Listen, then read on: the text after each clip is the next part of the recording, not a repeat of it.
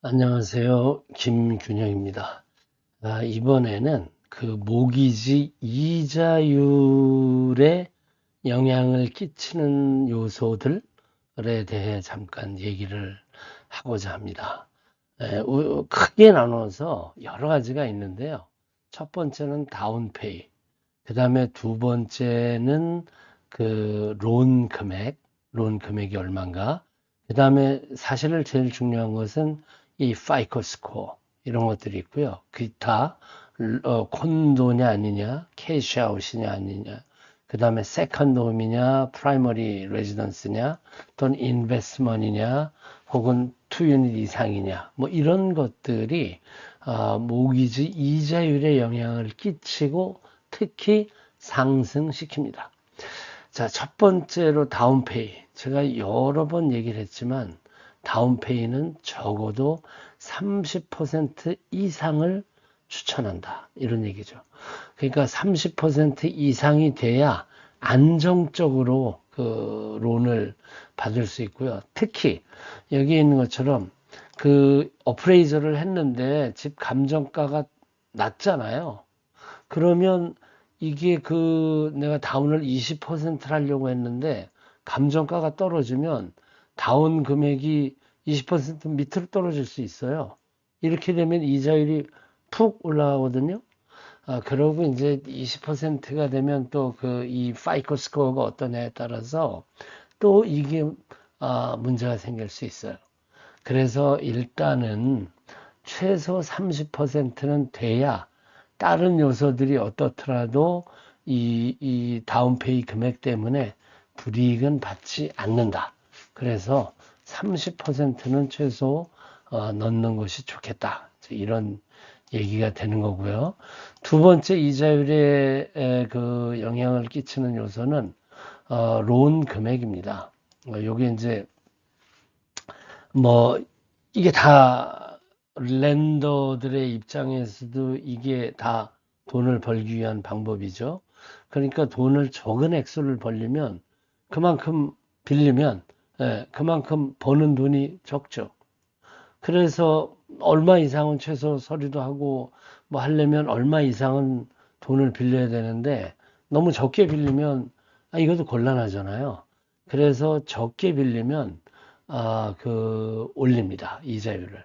그래서 이제 적게란 기준은 대충 이제 저희 같은 경우는 이거를 30만으로 계산을 합니다.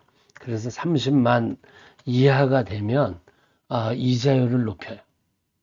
그래서 이자율이 조금 높아진다는 것은 뭐 별 차이가 아닐 수도 있지만 이게 30년 이렇게 되는 거기 때문에 굉장히 높아지거든요. 그래서 론 금액은 웬만하면 30만 이상은 하시는 게 좋겠다. 뭐 그렇다고 30만 불짜리 집을 사는데 30만 할 수도 없고 이게 또 이 저기 다운페이하고 집값이 싸면 요 론 금액하고 다운페이에서 상충될 수 있거든요. 그러니까 다운페이를 너무 많이 하면 론 금액이 줄어들고, 론 금액을 높이면 다운페이가 줄어들고. 그래서 만약에 이제 이런 상태가 되면 어떤 것이 덜 이자율을 높이는가를 봐서 조절을 해야 되겠죠. 어쨌든 간에 론 금액이 30만 이하라면 이자율이 높아진다. 그 다음에 이제 사실 제일 중요한 것은 파이코 스코어입니다. 파이코 스코어. 보통 이제 660 이상부터 론을 받을 수 있다고 봅니다. 근데 700 이하면 좀 꺼려지죠. 이 파이커 스코어라는 게 뭐 700 이게 이제 뭐 연체 한두 번 하고 이러면 700 밑으로 떨어지기가 쉽거든요. 그래서 700 이상은 항상 유지를 해야 되고요. 그리고 700 이하로 떨어지면 굉장히 이자율이 높아져요. 그래서 진짜 안 좋습니다. 그래서 그 어쨌든 660 뭐 이런 거부터 가능하긴 하지만 이런 거는 참 어렵고요.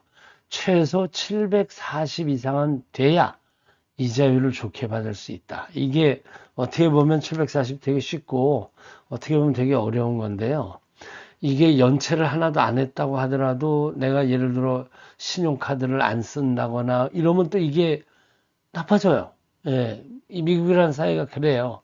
그래서 적당하게 빚이 항상 있기를 요구하는 게 이 미국의 신용이거든요. 그래서 이건 피해 보지 않고 괜찮으려면 740 이상은 돼야 이자율을 잘 받을 수 있다. 뭐 이렇게. 그래서 이제 기본적으로 중요한 거는 이거 세 가지입니다. 다운페이 금액이 30% 이상이냐. 그 다음에 파이코 스코어가 740 이상이냐. 그리고 또 한 가지 론 금액이 30만 이상이냐. 이제 이렇게 세 가지 정도가 충족될 때 우리가 이게 낮아지는 게 아니고요. 보통 이제 예를 들어서 그 은행이나 이런 곳에서 이 론 그날의 이자율을 공시하잖아요. 이것에 맞는다는 얘기입니다. 이것에 더 깎아주는 게 아니고요. 이것에 맞출 수 있다는 거고, 이것이 여기에서 예를 들어서 뭐 다운페이가 적다거나 또는 론 금액이 30만이 안 된다거나 또는 파이커 스코어가 740 이하가 되면 올라간다는 얘기입니다.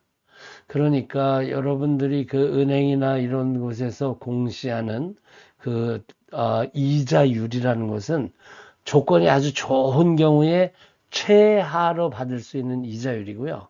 이런 최소한의 조건, 지금 얘기한 론 금액, 다운페이, 파이커 스코어 이 세 가지 조건이 중에 어떤 거라도 충족시키지 못하면 올라갑니다. 네, 공시한 이자율에서 올라갑니다. 그거를 기억하시고 계셔야 돼요. 그 다음에 이제 또 몇 가지 이자율을 높이는 요소들이 있어요. 조금 전에 보셨던 이거. 자, 콘도는 이자율을 더 높게 합니다. 보통 뭐 0.2%이 정도. 이것도 이게 이제 기본적인 평가는 뭐냐면 파이코 스코어하고 다운페이 금액이 기본 표로 돼 있어요. 파이코 스코어, 다운페이 이 두 개가 딱 물려가지고 이게 이제 점수대별로 그다음에 그 저기 다운페이 금액이 몇 퍼센트냐 요거 별로 왔다리 갔다리 하면서 여기에 지금 여기에 보시는 것처럼 콘도냐 캐시아웃이냐 세카놈이냐 인베스트먼트 프로퍼티냐 또는 2에서 4 유닛이냐 이런 것들 여기에서 4 유닛이 넘어가면 이거는 이제 그 홈모기지가 아니기 때문에 쓰지 않고 5 유닛은 이건 다른 거고 완전히 다른 얘기가 되는 겁니다. 그래서 이건 이런 것들에 따라서 적게는 0.125 많게는 뭐 1%까지도 올라갑니다. 이게 특히 이제 콘도일 경우에는 뭐 그렇게 크게 올라가지는 않지만 하여간 콘도는 또 콘도 퀘스천에 이래갖고 콘도의 그 예를 들어 소유한 사람이 몇 퍼센트냐 그러니까 소유하고 살고 있는 사람이 얼마나 되느냐 또 얼마나 많은 사람이 그 콘도에 렌트로 들어가 있느냐 뭐 안전한가 뭐 이런 여러 가지 조사를 해요. 그래서 그것 때문에 디나이가 될 수도 있는데 하여간 콘도일 때 올라가고 캐셔 그러니까 집을 담보로 돈을 좀 빼서 현금으로 쓰고자 할 때 올라가죠. 그냥 세컨 홈일 때 올라가고요. 프라이머리 레지던스냐 세컨 홈이냐에 따라서 높아지고 그다음 인베스트먼으로 가면 당연히 또 높아지죠. 특히 인베스트먼은 저희 같은 경우 최소 30% 이상의 다운페이를 요구합니다. 그 이하는 아예 받지는 않고요. 2, 4 유닛도 또 이자율이 올라가고 이런 몇 가지 요소들. 그러니까 가장 기본은 그 가장 기본은 두 개. 그 다운페이가 몇 퍼센트냐? 그 다음에 파이코 스코어가 얼마냐? 이 두 개가 가장 기본이고요. 나머지는 론 금액이 30만, 콘도, 캐시아웃, 세컨홈, 인베스트먼트 프로퍼티, 투포 유닛 이런 것에 따라서 이자율이 올라간다. 이렇게 보시면 되겠습니다.